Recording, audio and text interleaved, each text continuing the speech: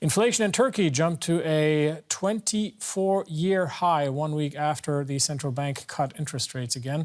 Inflation now stands at 83% according to the State Statistics Agency. However, an independent inflation research group claims that the actual rate stands at a whopping 186%. The Turkish government had said inflation would fall with its new economic model, which prioritizes low interest rates to boost production and growth.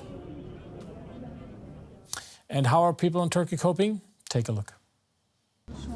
Prices are high. We're really struggling. We have 2 children who go to school. We are only earning minimum wage, and it's hard to make a living. I'm 19 years old, and I'm not hopeful. I don't think the situation here in Turkey will improve.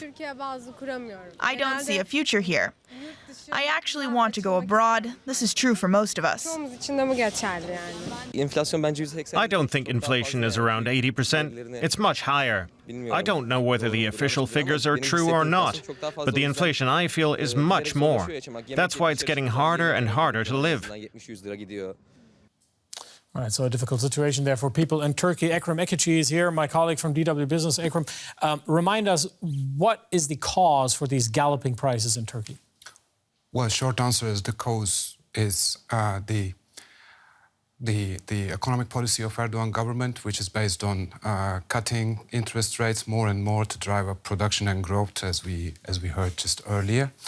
And this is going on since at least a year now, because they started to cut interest rates back in September 2021 based on the new economic model that is aimed at driving the growth by cheap loans so that companies can borrow money on cheaper rates and drive up employment, and therefore drive up exports and making imports unattractive, so that the pressure is broken over the Turkish lira, so that Turkish economy would be back on track again.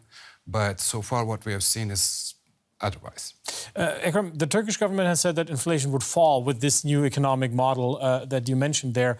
But inflation is only increasing in line with what we know from traditional economics teachings. Does that mean that Prime Minister Erdogan will change course anytime soon? No. He made it clear several times recently he won't change course, because he sees interest rates as his biggest enemy, and he signaled just last week that they will go down even further. That means that we will expect more inflation in coming months. And the thing is, with this new economic model, they haven't really achieved their targets, which was, like I said before, which was driving up demand on Turkish lira over foreign currency, but this didn't happen. This cheap loans over Turkish lira are not directly going to production, but they are basically going to reconversion to foreign currency and stocks the cash reserves of the companies, because it's a very volatile economic situation. As you mentioned, volatile economic situation. We've seen people complaining, saying how hard it is at the moment to cope with these galloping prices. People go to the polls next year in Turkey. What does all of this mean for the government? Well, if we look back 21 years ago, Turkey was in a very similar situation, and that's what brought the AKP government in power in Turkey.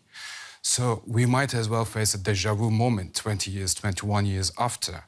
But for that, we are still yet to see what is the alternative, for example, what the opposition is saying. And we will probably soon have answers.